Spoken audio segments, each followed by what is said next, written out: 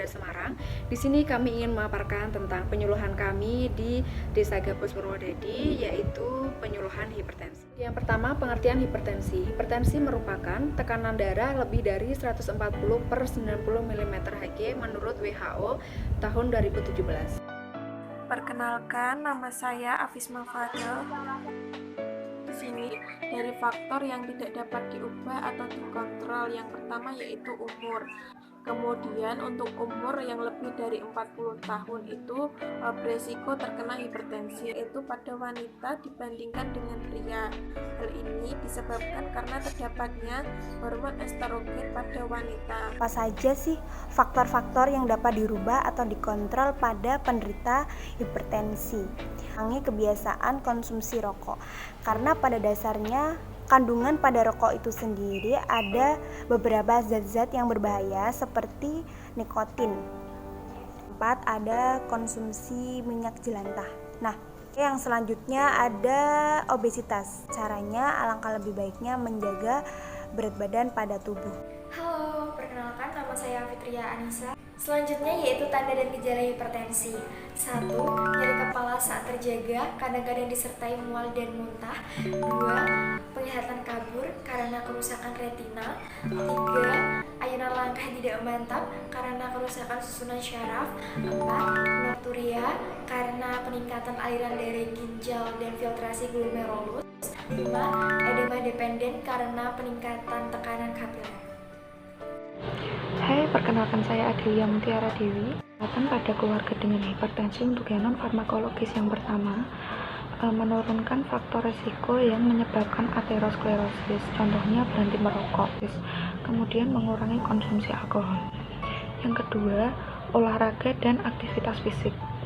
Olahraga yang teratur dibuktikan dapat menurunkan tekanan perifer sehingga dapat menurunkan tekanan darah. Sebelum olahraga harus dilakukan tes uji latih jantung dengan beban. Biasanya alatnya menggunakan treadmill. Perkenalkan, saya adalah Septi Raisa. Yang ketiga adalah perubahan pola makan. Beberapa hal yang Anda dapat lakukan untuk perubahan pola makan adalah yang pertama, mengurangi asupan garam. Lalu, hal-hal yang dapat Anda lakukan untuk mengurangi asupan garam adalah yang pertama, banyaklah mengonsumsi makanan yang segar dan kurangi mengonsumsi makanan olahan seperti fast food ataupun makanan olahan lainnya. Menghilangkan stres. Stres dapat menjadi masalah jika beban kerja Anda sudah melebihi dari batas yang Anda dapat toleransi. Halo, saya Sigit Utomo. Obatan yang paling penting yaitu dengan farmakologi atau dengan obat.